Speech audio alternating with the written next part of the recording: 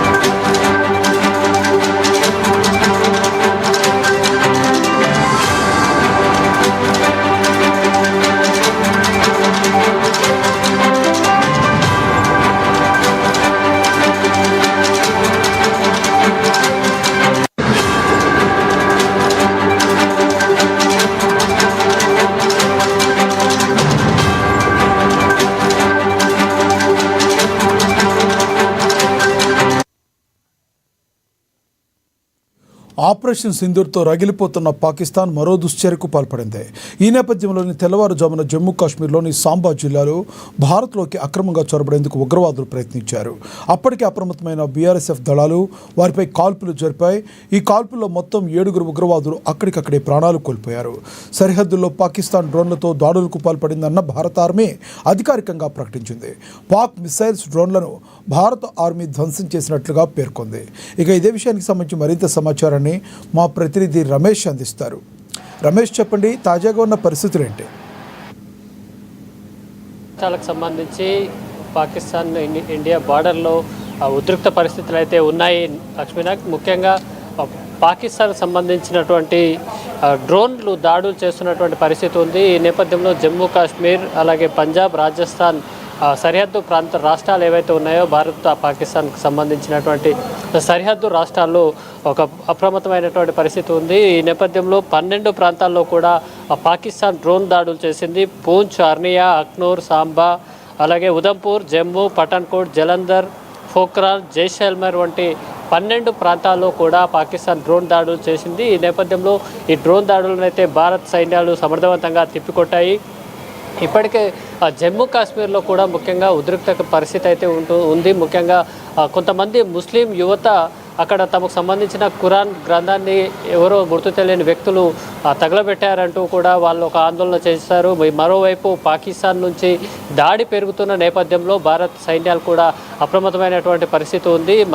ఎక్స్టర్నల్తో పాటు ఇంటర్నల్ సమస్యలకు కూడా వస్తున్న నేపథ్యంలో భారత్ అయితే కట్టుదిట్టమైన చర్యలు చేపడుతుంది. పరిస్థితి అదుపు తప్పకుండా కూడా అన్ని రకాల చర్యలు చేపడుతున్నారు. ఇప్పటికే డిఫెన్స్ మినిస్టర్ రాజ్నాథ్ సింగ్ కూడా సైన్యాలకైతే పూర్తి స్వేచ్ఛాయుత వాతావరణాన్ని కల్పించారు. సైన్యాలు ఏ విధంగానైనా రెస్పాండ్ అవ్వచ్చు, పాకిస్తాన్కు సరైన సమాధానం చెప్పాలి అనేది మాత్రం ఒక క్లియర్ ఇండికేషన్ ఇవ్వడం జరిగింది. అట్లాగే హోంమంత్రి అమిత్ షా కూడా చెప్పడం జరిగింది, ప్రధానమంత్రి మోడీ కూడా చెప్పడం జరిగింది, సైన్యానికి సంబంధించి ఎలాంటి నియంత్రణ లేదు, వారికే పూర్తి స్వేచ్ఛ నిర్ణయాధికారులు ఇచ్చినామని చెప్పేసి కూడా చెప్పడం జరిగింది.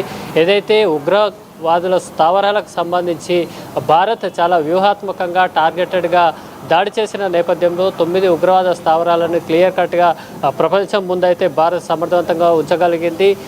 సామాన్య పౌరులు వాళ్ళంతా ఉగ్రవాదులు కాదు అని పాకిస్తాన్ వాదిస్తున్నప్పటికీ దానికి సంబంధించి ఎలాంటి ఆధారాలను కూడా ప్రపంచం ముందు ఉంచలేకపోయింది. వాళ్ళంతా కూడా చనిపోయిన వాళ్ళు ఉగ్రవాదులు కాదనే విషయాన్ని కూడా నిరూపించలేకపోయింది. అయితే పాకిస్తాన్ మాత్రం ఈ దాడులని చాలా తీవ్రంగా పరిగణిస్తున్న నేపథ్యంలో భారత్ మీద తిరిగి దాడి చేస్తామని గతంలోనే ప్రకటించింది. దానికి సంబంధించి సరిహద్దు ప్రాంతాల్లోని ఎల్ఓసి వద్ద కూడా సైన్యంపై కానీ సివిలైజేషన్స్ పైన కూడా కాల్పులు జరిపిన నేపథ్యంలో కూడా మన దేశం కూడా అప్రమత్తమైనటువంటి పరిస్థితి ఉంది.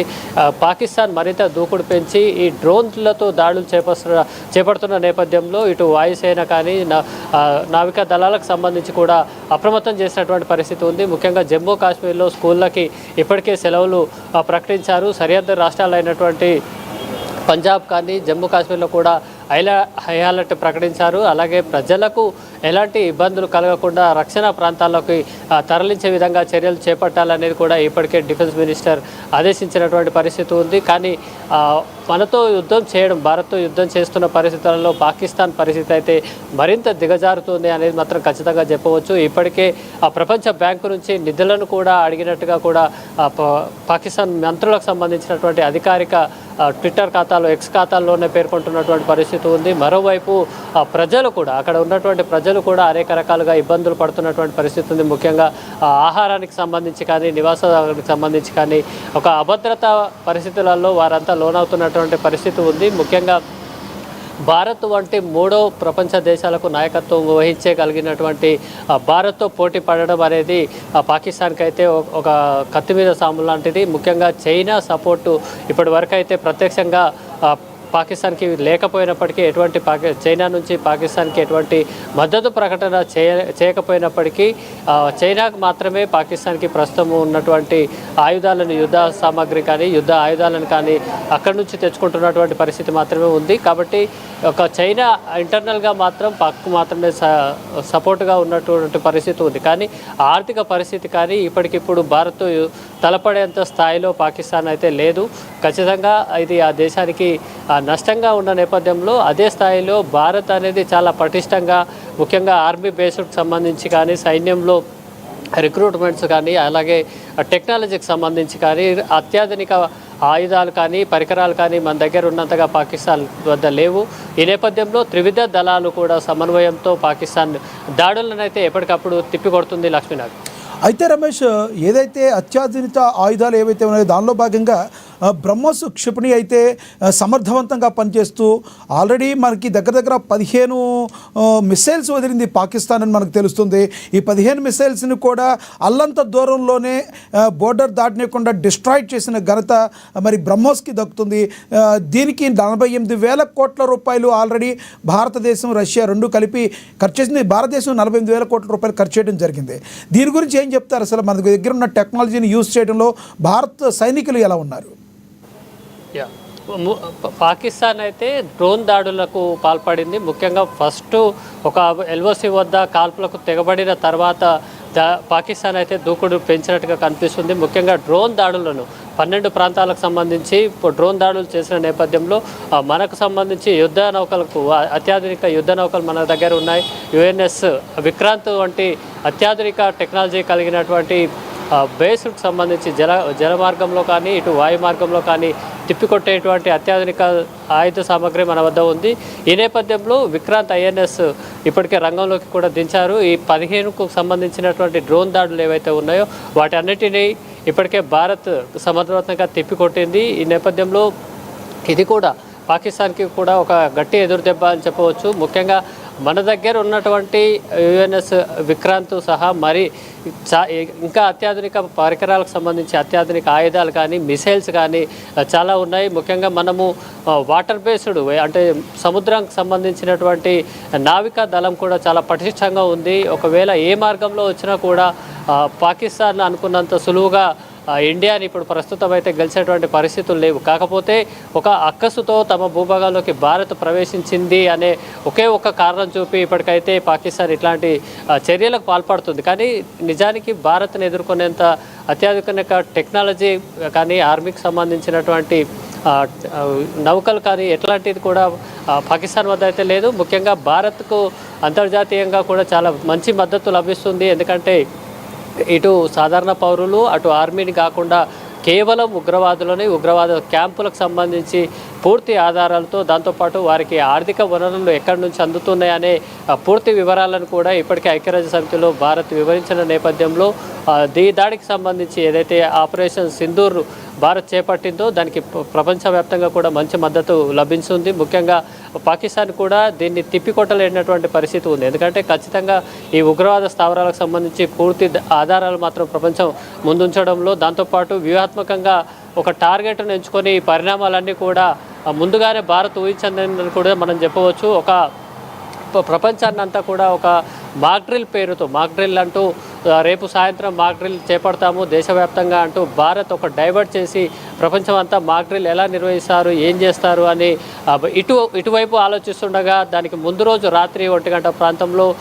కేవలం ఉగ్రవాద స్థావరాలకు సంబంధించి ప్రధానంగా ఉగ్రవాదుల్లో ముఖ్యంగా పాకిస్తాన్ సపోర్టెడ్ ఉన్న హై ప్రొఫైల్ ఉగ్రవాదులు ఉన్నటువంటి టార్గెట్లను 9టిని గుర్తించి వాటిని మాత్రమే ఎంచుకొని వాటిని మాత్రమే బ్లాస్ట్ చేయడం ద్వారా భారత్ అయితే ఒక ఖచ్చితమైన మెసేజ్ చెప్పడం జరిగింది. దాంతోపాటు ఈ పరిణామాలను కూడా అంటే ఈ ఉగ్రవాద స్థావరాలను పేల్చిన తర్వాత పాకిస్తాన్ అయితే రియాక్షన్ ఇస్తుంది అని కూడా ముందుగానే భారత్ ఊహించినట్టుగా కూడా మనకు అర్థమవుతుంది. దాని నేపథ్యంలోనే దేశవ్యాప్తంగా మాక్ డ్రిల్ నిర్వహించడంతో పాటు భద్రతా దళాలను అప్రమత్తం చేయడం, ఢిల్లీ, జమ్మూ కాశ్మీర్, రాజస్థాన్ అలాగే పంజాబ్ రాష్ట్రాల్లో కూడా హై అలర్ట్ ప్రకటించింది.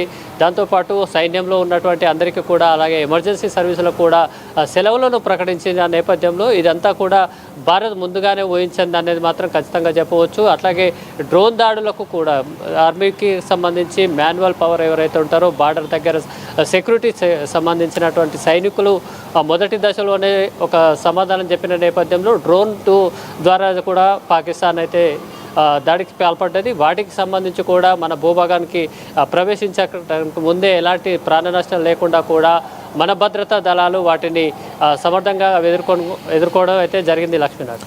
అయితే మన భారత్ ఏదైతే కౌంటర్ అటాక్ ఏదైతే చేసిందో పాకిస్తాన్లోని ఏ ప్రాంతాల్లో కౌంటర్ అటాక్ చేసింది, అక్కడ పరిస్థితులు ఎలా ఉన్నాయి ప్రెసిడెంట్ రమేష్?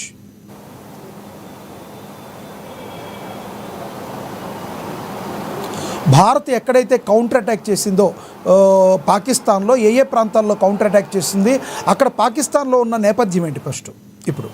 పాకిస్తాన్కి సంబంధించి భారత్ గతం నుంచి కూడా చెప్తూ వస్తుంది, కేవలం ఇది ఉగ్రవాదులకు సంబంధించిన టార్గెట్గానే మేము ఒక ఆపరేషన్ సింధూర్ అనేది చేపట్టడం జరిగింది. దాని మీద ఈ గతంలో అనేక సంవత్సరాలుగా భారత్ పాకిస్తాన్ మధ్య సయోధ్య అయితే లేదు. మనం అనేకసార్లు చర్చలకు ఆహ్వానించినప్పటికీ ఉగ్రవాదంపై సమిష్టి పోరు కోసం ప్రపంచ దేశాలు ఏకమవుతున్నప్పటికీ కూడా కేవలం భారత్ టార్గెటెడ్గా ఉగ్రవాదులను ప్రోత్సహిస్తున్నటువంటి పరిస్థితి పాకిస్తాన్లో ఉంది. అయితే ఉగ్రవాదులకు సంబంధించినటువంటి స్థావరాలను పేల్చిన నేపథ్యంలో పాకిస్తాన్ మనకు బార్డర్ వద్ద కాల్పులు జరపడం, ఇలాగే డ్రోన్లతో దాడి చేస్తున్న నేపథ్యంలో ముఖ్యంగా అజిత్ దోవల్ కూడా తన అన్అఫీషియల్ అకౌంట్ ఒకటి ఎక్స్లో రన్ అవుతుంది. అందులో కూడా లాహోర్ ఎలా ఉంది, ఇస్లామాబాద్ ఎలా ఉంది అంటూ కూడా గుడ్ మార్నింగ్ లాహోర్, అవార్ యూ అంటూ కూడా చెప్పడం జరిగింది. లాహోర్, ఇస్లామాబాద్, అలాగే సియాల్కోట్, అట్లాగే ఇట్లాంటి పాకిస్తాన్లో ఉన్నటువంటి ప్రధాన నగరాలకు సంబంధించి కూడా మనం కూడా డ్రోన్తో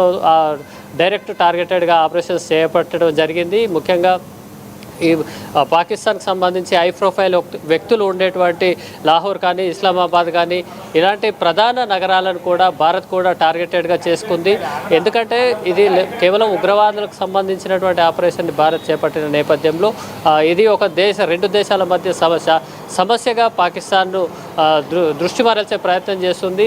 దీన్ని ఇంకా కొంచెం టెన్షన్ పూరిత వాతావరణానికి అయితే తీసుకెళ్లగలుగుతుందనే నేపథ్యంలో మేము కూడా ఖచ్చితంగా సరైన సమాధానం చెప్తాము, పాకిస్తాన్కి సమాధానం అయితే చెప్తామని నేపథ్యంలో పాకిస్తాన్లోని ప్రధాన నగరాల్లో కూడా మన ఆయుధకు సంబంధించి మన ఆర్మీకి సంబంధించినటువంటి క్షిపణులతో దాడి చేయడం అయితే జరిగింది. ఈ నేపథ్యంలో అక్కడ పాకిస్తాన్ కూడా హై అలర్ట్ ప్రకటించుకుంది. ఆ దేశంలో అత్యయిక పరిస్థితిని ప్రకటించడంతో పాటు నిధులకు కోసం అయితే ఇప్పటికే ప్రపంచ బ్యాంకుని కోరుతుంది లక్ష్మీనాథ్. దాంతోపాటు సామాన్య ప్రజలైతే చాలా ఇబ్బంది పడుతున్నారు. ఇప్పటికే అక్కడ ఆహారానికి సంబంధించినటువంటి అనేక సమస్యలు ఉన్నాయి. దాంతోపాటు భారత్ వంటి శక్తివంతమైన దేశాన్ని ఎదుర్కొనేటువంటి స్థితిలో కూడా ప్రస్తుతం పాకిస్తాన్ లేదు. కాబట్టి ఈ భారత్ ప్రయోగించేటువంటి అధునాతన ఆయుధాలు ఏవైతే ఉన్నాయో, అధునాతన క్షిపణులు ఏవైతే ఉన్నాయో వీటిలో ఎక్కడ తమ ప్రాణాలు కోల్పోవాల్సి వస్తుందో అనేది కూడా పాకిస్తాన్ ప్రజలైతే ఆందోళన చెందుతున్నారు. ఇప్పటికే అక్కడ అలర్ట్ ప్రకటించడంతో పాటు ప్రజలకు సంబంధించినటువంటి ఆందోళన నడుస్తుంది. దాంతోపాటు అక్కడి పార్లమెంటులో కూడా ప్రతిపక్షం గట్టిగా ప్రశ్నించడం జరిగింది. భారత్ వంటి ఒక శక్తివంతమైన దేశము ఏ విధంగా దాడి చేస్తున్న నేపథ్యంలో అధికారిక పక్షం ఏం చేస్తుంది అంటూ కూడా వాళ్ళంతా ప్రశ్నిస్తున్నటువంటి పరిస్థితి ఉంది లక్ష్మీనాథ్. అయితే రమేష్, ఏదైతే ఉందో అక్కడ పాకిస్తాన్లో అంతర్యుద్ధం స్టార్ట్ అయినట్టుగా కూడా మనకు తెలుస్తుంది. బలూచిస్తాన్ ఎప్పటి నుంచో వాళ్ళు ఆకాంక్షల మేరకు సపరేట్ దేశం కావాలని కోరుకుంటున్నారు. ఇదే అదునుగా బలూచిస్తాన్ ఆక్రమించుకుంటున్నట్లుగా మనకి వార్తలు వస్తున్న నేపథ్యంలో అక్కడ పరిస్థితి పాకిస్తాన్లో ఎటువంటి పరిస్థితుల్లో బలూచిస్తాన్ సపరేట్ అయ్యే అవకాశం కనబడుతుందా?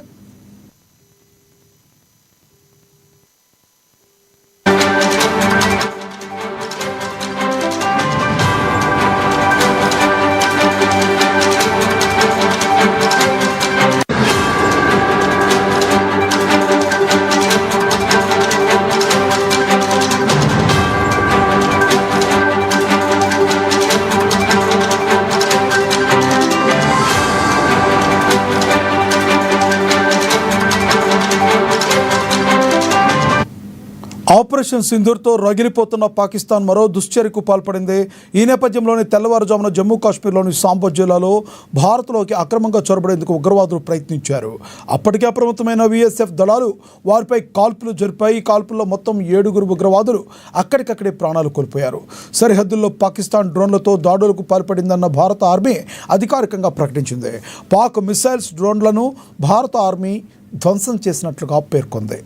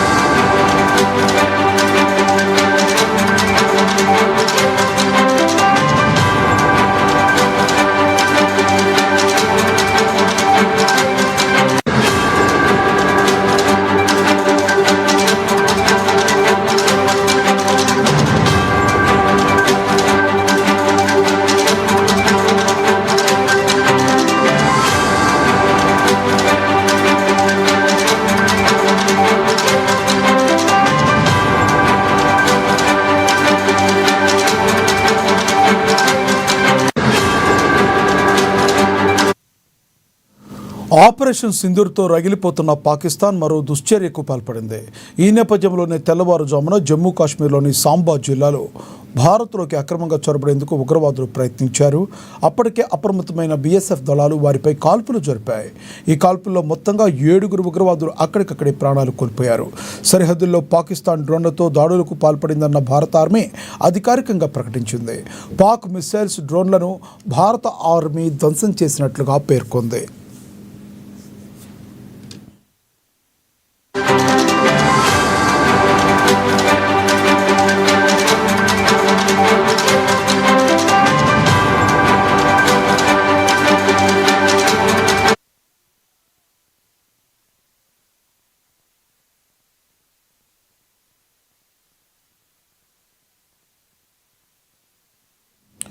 ఆపరేషన్ సింధూర్తో రగిలిపోతున్న పాకిస్తాన్ మరో దుశ్చర్యకు పాల్పడింది. ఈ నేపథ్యంలోనే తెల్లవారుజామున జమ్మూ కాశ్మీర్లోని సాంబా జిల్లాలో భారత్లోకి అక్రమంగా చొరబడేందుకు ఉగ్రవాదులు అయితే ప్రయత్నించారు.